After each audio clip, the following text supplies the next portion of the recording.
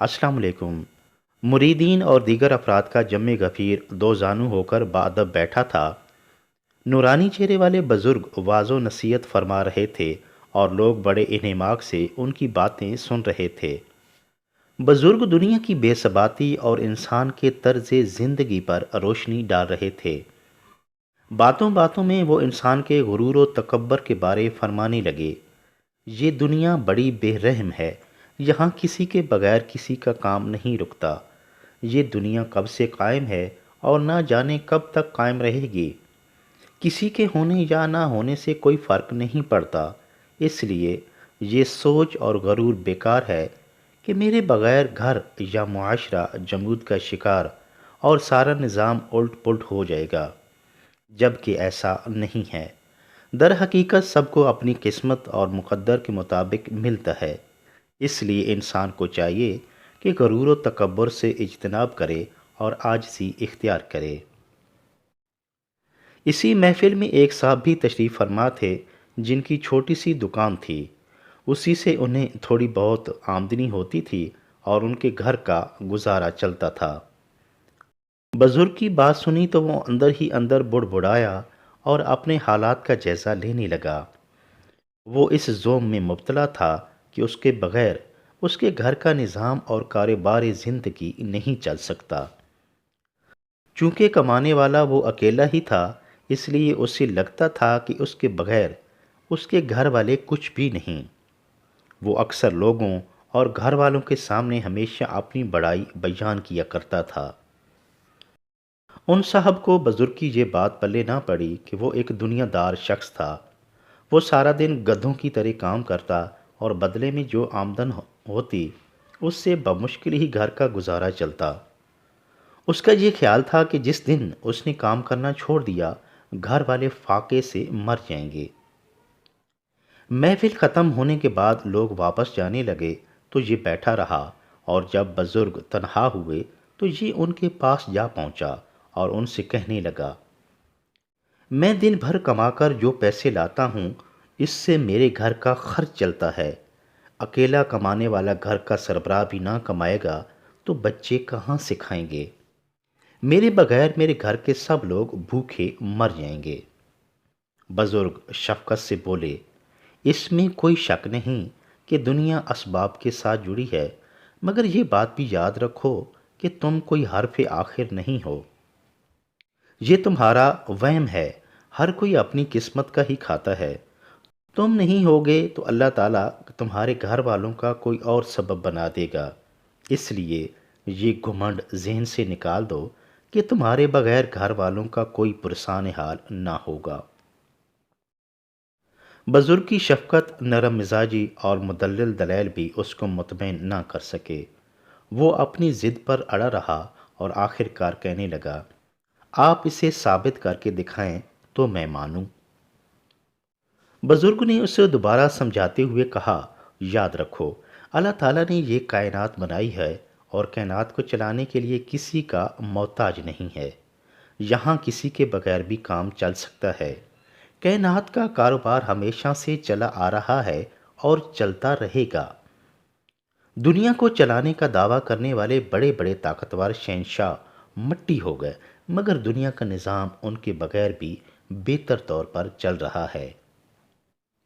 इस कूड़ मगज इंसान की अकल में अभी भी कोई बात ना आई और बजिद रहा कि अमली तौर पर साबित करके दिखाएं।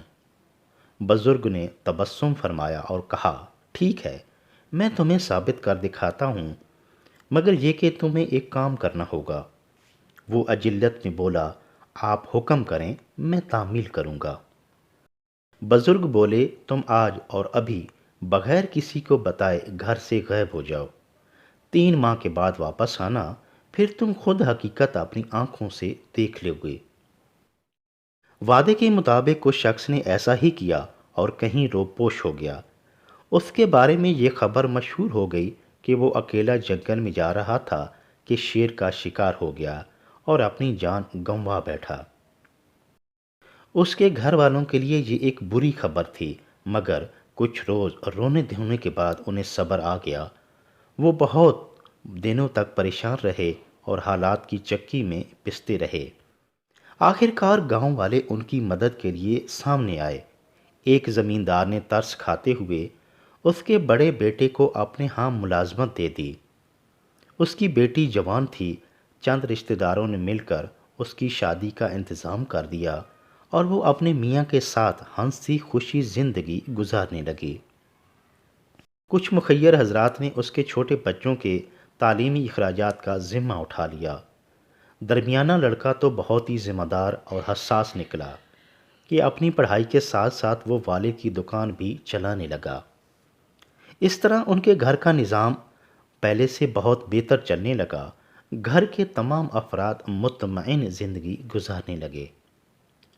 3 ماہ بعد ایک روز وہ شخص چھپتا چھپاتا رات کے وقت اپنے گھر واپس آن پہنچا۔ اس کا خیال تھا کہ گھر والے اس کی جدائی میں تڑپ رہے ہوں گے، بھوک و افلاس سے ان کا برا حال ہوگا۔ مگر وہ جیسے ہی دروازے پر پہنچا تو دیکھ کر حیران رہ گیا کہ بوسیدہ دروازے کی جگہ لوہے کا خوبصورت دروازہ نصب ہے۔ اس نے دروازے کی روزن سے دیکھا تو سب لوگ گہری نیند کے مزے اڑا رہے تھے۔ اس کی بیوی جو کہ رات گئے تک اس کے انتظار میں رہتی تھی، آج بے فکری سے خراٹے بھر رہی تھی۔ اس کی چارپائی پر بڑا لڑکا قبضہ کر کے سویا ہوا تھا۔ یہ سارا منظر دیکھ کر اس کا رنگ پھک ہو گیا۔ آخر کار اس نے دروازے پر دستک دی۔ کافی دیر کے بعد اس کی بیوی نے دروازہ کھولا تو میاں کو دیکھتے ہی غش کھا کر گر پڑی۔ وہ سمجھی کہ کوئی بھوت آ گیا ہے۔ ہوش میں آئی تو فوراً دروازہ بند کر دیا۔ وہ بیچارہ بہت گڑ گڑایا اور اس نے ساری باتیں بتائیں تو اس کی بیوی نے ڈر کے مارے کانپتے ہوئے دروازے کے اندر سے ہی جواب دیا، ہمیں اب تمہاری ضرورت نہیں ہے، اب ہم پہلے سے زیادہ خوشحال ہیں، آپ جہاں سے آئے ہو خدا کے لیے واپس وہاں چلے جاؤ۔ وہ بیوی کی مسلسل منتیں کرتا رہا۔ شور کی آواز سن کر سارے گھر والے بیدار ہو گئے اور محلہ دار بھی جاگ گئے۔ ان سب نے ڈنڈے اور سوٹے اٹھائے اور بھوت کو مارنے لپکے۔ اس نے جب یہ دیکھا تو سر پر دوڑ لگا دی۔ رات کی تاریکی کی وجہ سے وہ لوگوں سے بچ گیا، مگر ہانپتا کانپتا خانقاہ پر جا پہنچا اور بزرگ کے قدموں میں گر کر معافیاں مانگنے لگا۔ اس کا غرور اور گھمنڈ سارا خاک میں مل چکا تھا اور اپنی اصلیت کو اچھی طرح جان چکا تھا۔ وہ اس حقیقت کو سمجھ چکا تھا کہ دنیا کے نظام کسی کے لیے بھی نہیں رکتا۔ انسان کو اپنی طاقت اور مال و دولت کے غرور میں مبتلا نہیں ہونا چاہیے۔